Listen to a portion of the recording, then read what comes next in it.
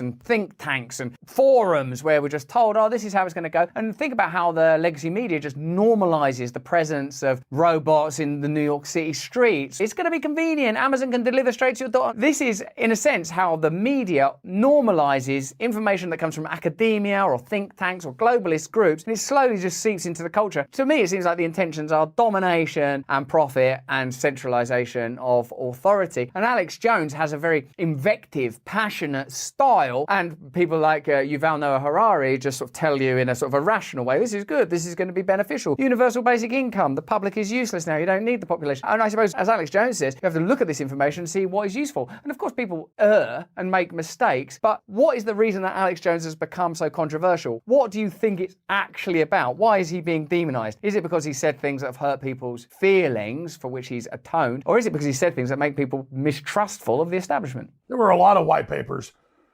Not just the PNAC document from 2000, a year before 9/11, where they describe we really need big terror attacks, we really need Pearl Harbor events to get Americans to give up their rights.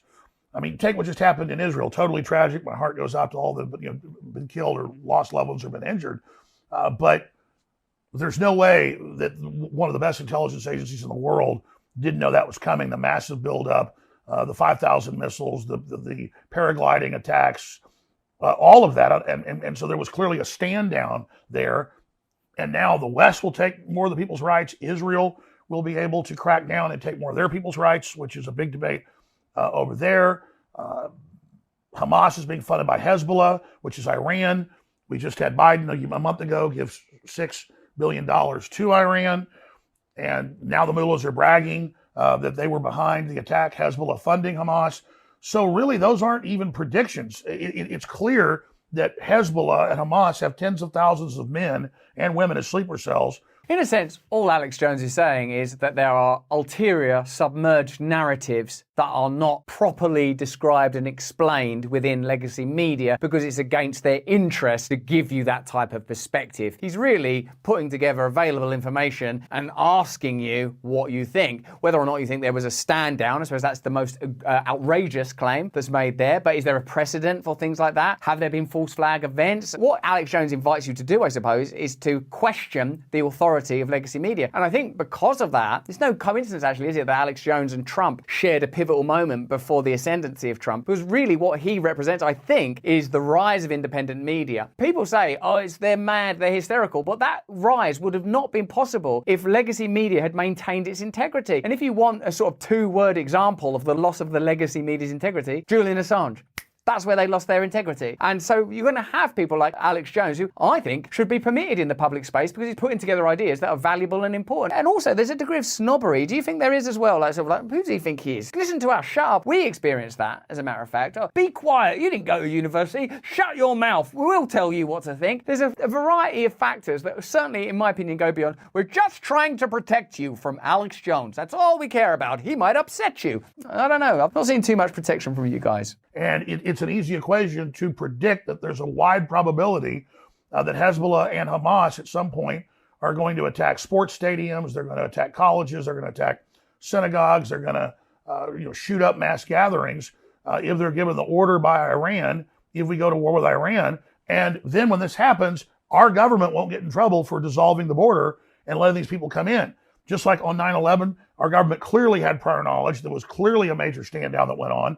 And the government got more power, more control, and now they're not pointing the Homeland Security apparatus. Now we're beyond Alex Jones and we're into the threat of independent media. Once you have figures like Tucker and Alex Jones having conversations like that just can't be shut down, you need to get Barack Obama behind a podium in Stanford saying, misinformation is dangerous. We can't have people not trusting the mainstream media and trusting the state. We need to get rid of this. Because essentially, if that now, what he's able to do is say, this will happen. When that happens, there'll be millions of people that are like, hey, we were told this was going to happen. So it's a tragic event where on this unbelievable, these monsters, these animals, whatever version of reality they try to mobilize in order to generate regulation, legitimize war, facilitate profit. We all know how this works now. The independent media space offers not only an antidote to it, but potentially a prevention of it. We're already seeing figures like RFK, Vivek Ramaswamy, the obvious example of Trump, that are able to bypass previous gatekeepers. That's the real threat. It's not like, oh my God, before any more parents are upset, we gotta shut down all those people who are plainly against establishment interests. I don't trust them. We're told that Alex Jones is a pariah and a lunatic, an evangelist. He must not be trusted. But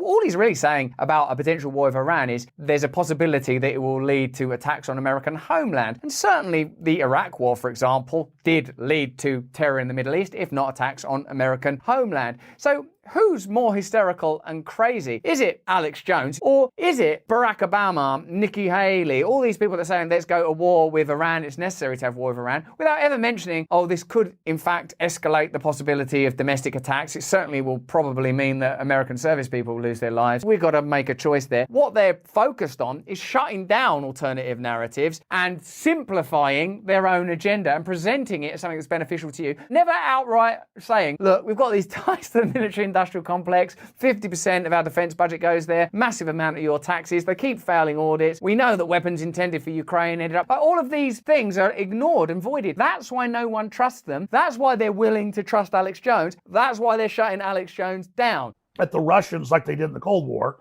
or the Islamists after 9/11, now they admit that their main focus is Christian conservatives and the bitter clingers and the people that live in rural America, that quote, white people, I mean, it says that in the report, are the main terror threat. And so this whole apparatus of the war on terror it has now been turned inwardly against the people, not just here, but also in Europe, where if someone criticizes transgenderism in the UK, they come to their house and arrest them. If a journalist does that, they come to their house and arrest them. If somebody says, I think these surveillance cameras should start getting cut down, they come to their house and they arrest them for their free speech. And so this is a global movement by the mega corporations, by the BlackRocks and the State Streets and the Vanguards that control 80+% of world wealth to control our behavior. And Larry Fink of BlackRock has said that at the Davos Group repeatedly. We're going to use our control over all this finance and this global social credit score we're rolling out to control people's behavior. So that's really what this is. And then they use the threat of global warming. They use the threat of a virus. They use the threat of radical Islam to take our rights, but we really are the target. You lunatic! What, you think BlackRock and Vanguard have an influence over politics? It's not like whenever the leader of China comes to San Francisco, they get Larry Fink and the heads of banks to sort of line up and shake hands with him. It's not like when Zelensky visits the United States, the military-industrial complex all line up and shake hands with him. It's not as if there are massive meetings around the world where powerful people come together and lay out the plans for the next couple of years. It's not like many of these predictions have literally and observably come true. Oh no, wait, that has actually literally happened. So all that's left for us to decide is, are they trying to shut down Alex Jones and discredit him because he's hurt some people's feelings and said stuff that was not true that he regrets? Or is it because he's saying a load of things that are true that they regret? The truth is Alex Jones was ahead of the curve, recognizing that politics was changing, that media was changing, that the divides between political classes and cultural classes was altering, and he spoke openly and authentically, and that's what these spaces, I think, demand. But that's just what I think. Why don't you let me know what you